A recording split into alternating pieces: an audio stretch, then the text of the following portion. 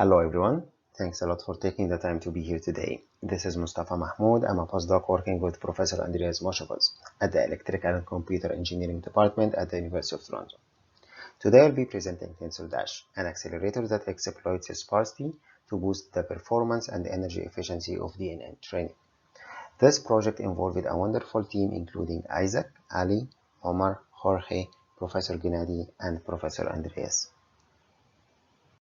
Since 2012, where the modern era of deep learning started, the amount of compute needed for training DNN models has been doubling almost every 3.5 months. It has now reached a factor of 300,000 times compared to back then. On the other hand, Moore's law at its best would have led to 16 times increase in compute power. This explosion of compute demand caused the DNN training to bring serious environmental impacts due to the resulting CO2 emissions. In addition, the dollar cost associated with training a single DNN model is exponentially increasing as models becoming more complex. Fortunately, there is a number of optimizations that can relieve these impacts, one of which is the typically high sparsity of the values involved in DNN training. When a MAC operation involves a value that is 0, the computation could be safely skipped without any effect on conversions while saving the time and energy that would have been spent otherwise. We found that sparsity is abundant in all the three tensor types involved in the forward and the backward passes of DNN training. This sparsity brings a potential speedup of 2.6 times on a machine that ideally skips all the MACs involving a 0 on one of the two operands. Accordingly, we propose TensorDash, a DNN compute engine that combines three major techniques to overcome challenges related to exploiting sparsity in DNN training as opposed to inference.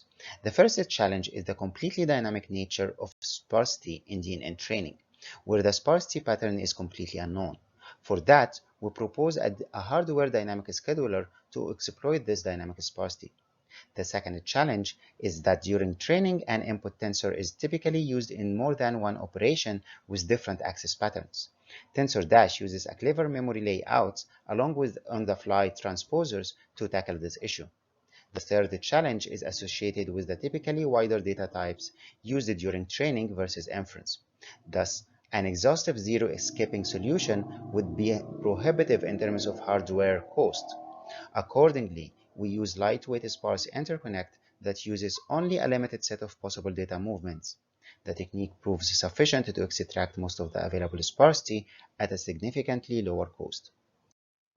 Moreover, TensorDash works as a plugin that can be easily integrated into any compute unit that performs multi-MAC operations per cycle and accumulates them into a single partial sum. Also, TensorDash puts no restrictions on the data flow used with such units.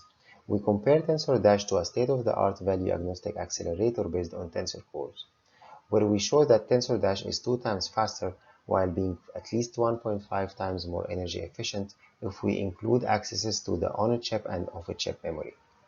All these benefits come at low silicon overhead of around 5%.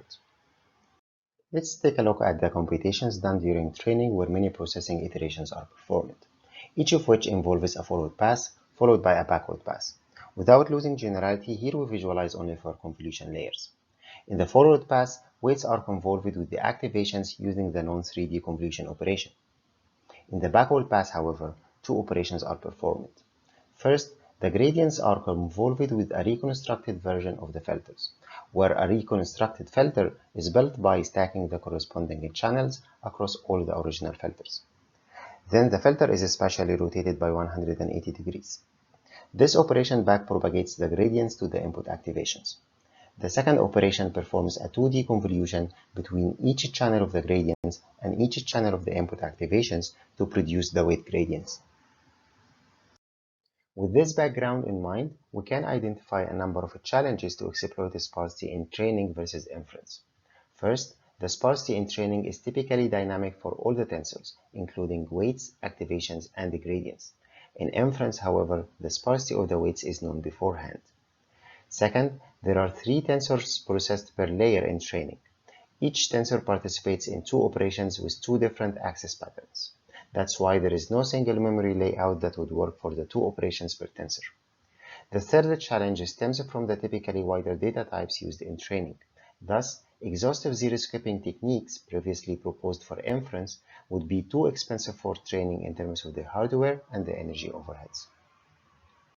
Accordingly, we propose TensorDash, a DNN training accelerator that extracts most of the sparsity in activations, gradients, and weights. TensorDash tackles the three major challenges we just mentioned with a smart trade-off between performance, energy efficiency, and hardware overhead. For the dynamic sparsity, we use a hardware-based dynamic scheduling solution. For the memory layout issue, we use a group-based layout along with on-the-fly transpose units. The combination of the two serves well the needed access patterns per tensor. Due to the limited presentation time, please refer to the paper for more details on this technique. Finally, TensorDash uses a lightweight sparse interconnect to avoid the hardware complexity of exhaustive zero-skipping solutions. This technique allows only a limited set of moves per value while achieving most of the potential performance gains. Let's take a look on how a value-agnostic processing element would process two tensors A and B. Here we show a processing element that performs 4 MAC operations per cycle, and this matches the processing element size we used for TensorDash implementation. The processing element consists of 4 multiplier lanes, followed by an adder tree that accumulates the products into a partial sum register. A non-zero value is denoted with a superscript indicating its lane number and a subscript indicating its processing cycle. On each cycle, the processing element performs a dot product between a vector of 4 values from tensor A with a corresponding vector from tensor B, for a total processing time of 4 cycles for this specific example. Taking a closer look, we can see that there is only 7 pairs of non-zero values, which means that we would ideally need just 2 cycles to finish this operation. TensorDash works as a plugin on top of any processing element that performs multiple MAC operations per cycle, accumulating them to the same partial sum. Here we show how TensorDash extends a value-agnostic processing element similar to those found in a tensor core with two main components. A staging buffer so that we can look into the future for effectual values to replace ineffectual computations that we would perform now otherwise. The second component is a hardware scheduler that determines on the fly the moves needed to skip ineffectual computations while maintaining high hardware utilization as much as possible.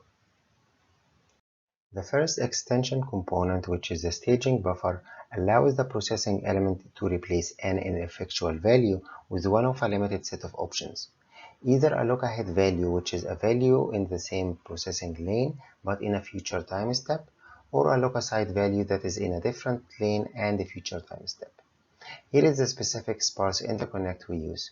We show it just for lane number 1, and as you can see, we use a staging buffer depth of 4, providing a lane with 8 candidates. The original value, 3 look-aheads, and 4 look-asides. We found such sparse interconnects to be much cheaper than an exhaustive crossbar, and they achieve most of the potential performance gains. The second extension component is a scheduler, which is implemented as a multi-level hierarchical unit. The scheduler processes a bit vector indicating which values in the buffer are zeros. The bit vector name is Z. Each level corresponds to a multiplier lane of the 4 ones we have per PE. Where a level is implemented as priority encoder, that selects which candidate will be promoted to replace an ineffectual value in the corresponding lane. Finally, the number of rows that could be skipped is reported to the control unit to advance as needed. This is an example showing TensorDash in action, where it brings effectual values from future time steps to fill the bubbles in the current time step. In general, scheduling is done through a mix of look-ahead and look-aside promotions depending on the sparsity pattern. The idea of look-aside helps as well in the case of load imbalance, where a struggling lane can offload some of its computations to its neighbors. As you can see, we end up with more packed tensors and a denser schedule that can be processed in a shorter time. Here we show how PEs are arranged to build tiles. While we show a 2x2 tile, the actual arrangement that we use for experiments is 4x4. To exploit sparsity in the B-side input, each row of PEs shares a scheduler, a staging buffer, and a multiplexer block. To mirror the schedule on the A-side input, we have a single staging buffer per column and a dedicated multiplexer block per PE, where the A-side multiplexers belonging to the same row share the same scheduling lines generated by the corresponding scheduler. For the evaluation methodology, we developed a cycle-accurate simulator for performance. We used Synopsys Design Compiler to synthesize the logic with TSMC 65nm technology library, and used Cadence Innovus for the layout. We used Cacti to model the on-chip SRAM and Micron's DRAM model for the off-chip accesses. Our baseline architecture is based on tensor cores, like those found in NVIDIA's Volta V100. We modeled a chip with 256 cores, each of which is a 4x4 tile of PEs, running at 500 MHz for a peak throughput of 16 teraflop per second. We cover a wide set of applications, including natural language modeling, object detection and segmentation, image classification, scene understanding, and recommendation systems. Here we show the speedup per model and for the three main operations involved in DNN training. As you can see, TensorDash improves performance for each of the three operations with an average speedup of 2x over the three operations and across all the models that we study. This slide shows the speedup per model throughout the course of the training process. The figure shows that the improvements with TensorDash are fairly stable, which means that the underlying phenomena that TensorDash exploits are neither transient nor caused by initialization. Here we show how TensorDash improves energy efficiency over the baseline. If we take only the core logic into account, we find the TensorDash to be 1.8 times more energy efficient. And even if we take into account the accesses to the on-chip memory, the scratch pads, and the off-chip DRAM, TensorDash improves the overall energy efficiency by 1.5 times. In conclusion, we show that DNN training is expensive and time-consuming. However, we reveal an opportunity to address this challenge since there is significant sparsity on all the three operands involved, the activations, the weights, and the gradients. Accordingly, we propose TensorDash to exploit sparsity during both the forward and the backward passes. TensorDash uses a low-cost sparse interconnect along with a lightweight dynamic hardware scheduler. We show that TensorDash is compatible with any multi-MAC unit accumulating in a single partial sum. Our experiments show that versus a tensor core-based accelerator, TensorDash boosts performance by 2 times, energy efficiency by 1.8 times, and with a slight hardware overhead of 5%. Thank you for listening to my presentation, and I would be glad to receive your questions.